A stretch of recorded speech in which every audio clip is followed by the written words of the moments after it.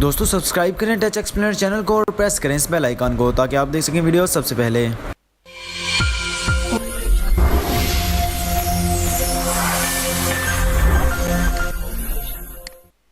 बिस्मिल्लाहिर्रहमानिर्रहीम। अस्सलाम वालेकुम फ्रेंड्स, आप देख रहे हैं टच एक्सप्लेनर में रोहिल अख्तर और आज के स्टूडियो में हम देखने जा रहे हैं कि हम अपने ब्लॉगर के साथ कस्टम डोमेन को कैसे ऐड कर सकते हैं।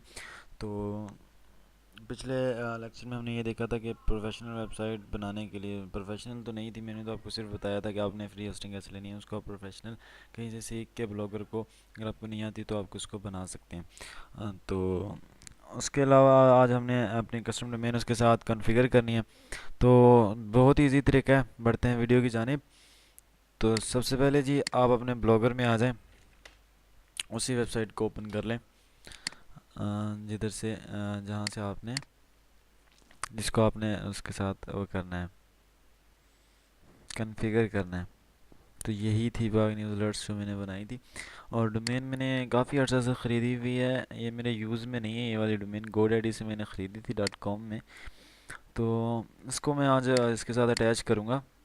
तो ये ब्लॉगर है, वही हमारी ब्लॉग आ गई। यहाँ से मैं सेटिंग में आता हूँ इसकी, ये देखिए सेटिंग का बटन पड़ा है। उसके बाद आपने आ जाना है बेसिक सेटिंग में। बेसिक सेटिंग में आने के बाद आपने ये जो डोमेन है जो ख़रीदी हुई है, या बल्कि इधर पहले आपको दिखा दूँ कि सेटअप पब्लिशिंग ब्लॉग एड्रेस में सेटअप है थर्ड पार्टी यूआरएल, और यहाँ से आपने अपने डोमेन को कॉपी कर लेना है और यहाँ आके आपने इसको पेस्ट कर देना, यहाँ www डॉट साथ लगा देना है। और उसके बाद व्यू इंस्ट्रक्शन पे वो क्लिक करें, मतलब सेव पे क्लिक करें तो आपको ये सारे वो आपको दिखा देगा कि आपने क्या क्या ऐड करना है। तो www के साथ आपने जी इसको कॉन्फ़िगर करना है, डीएनएस एड्रेस को हर उसमें आपको कॉन्फ़िगर करना पड़ता है, चाहे वो कोई भी आपकी वो डोमेन ऑपरेटर हो, चाहे नेम चीप हो, चाहे 1&1 हो, चाहे GoDaddy हो। तो जी आपने ये करना है, सबसे पहले आपने क्या करना है जी, अपने डोमेन उसमें आ जाना है जहाँ से आपने डोमेन ख़रीदी है, और उसके बाद अपने डोमेन में आके मैनेज डीएनएस पे आपने क्लिक करना है। ठीक है जी। उसके बाद आपके पास आपके डीएनएस रिकॉर्ड्स आ जाएंगे, यही आपके सामने आते हैं मेरे डीएनएस रिकॉर्ड्स, ये रिकॉर्ड्स। और यहाँ से आपने जी जो सी नेम www डॉट है, इसकी वैल्यू ऐड है, यहाँ आपने ये ऐड करना है GHS dot Google dot com. यहाँ से आगे आपने यहाँ इस पे मैं यहाँ आके इसको पेस्ट कर देता हूँ, यहाँ से सेव। ओके जी। और नेक्स्ट जो हमारा सी नेम था वो था जी ये हमारे इसकी होस्ट होगी, और यहाँ से इसको मैं एडिट कर लेता हूँ, इसी को एडिट कर लेता हूँ, होस्ट में मैं इसको पेस्ट कर देता हूँ। और जो हमारी वो थी नेक्स्ट हमारी ये डेस्टिनेशन टारगेट और .2 फील्ड है, तो यहाँ आके इसको मैं पेस्ट कर देता हूँ और यहाँ से सेव कर देता हूँ। ठीक है जी। उसके बाद ये आपने क्या करना है, आपने वो ऐड करने हैं ब्लॉगर के डीएनएस। तो यहाँ मैं लिखता हूँ ब्लॉगर डिफ़ॉल्ट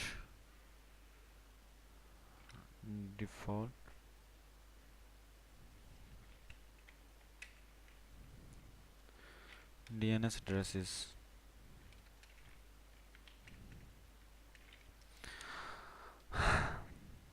तो यहाँ से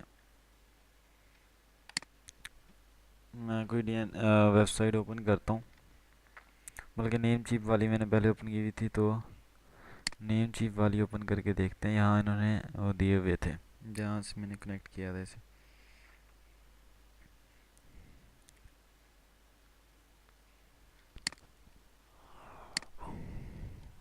बल्कि यहाँ डीएनएस दिए हुए हैं जो मैंने पहले क्लिक किया था, ये डीएनएस है इसके, वहाँ से भी आप ले सकते हैं, यहाँ इन्होंने दिए हुए होंगे। ठीक है जी। और उसके बाद ये डीएनएस इस इन्होंने दिए हुए हैं 216.239.32.21। ये आपने उसमें आईपीज़ ये वाले .2 करने हैं अपने डोमेन में। तो यहाँ से आप पहला आप आईपी कॉपी करें और अपने इसमें आ जाएं। यहाँ एक रिकॉर्ड बना हुआ है, तो यहाँ से मैं एडिट करता हूँ और यहाँ इसको .2 में कर देता हूँ। इस अपना आईपी जो वो था उसको पेस्ट कर देता हूँ। ठीक है जी। और इसके बाद एक और रिकॉर्ड ऐड करता हूँ, सेलेक्ट टाइप ए, उसके बाद होस्ट ऐट आ गई, और उसके बाद जी कौन सा था दूसरा नेम, ये वाला था, तो इसको मैं .2 कर देता हूँ, यहाँ से मैं सेव कर देता हूँ।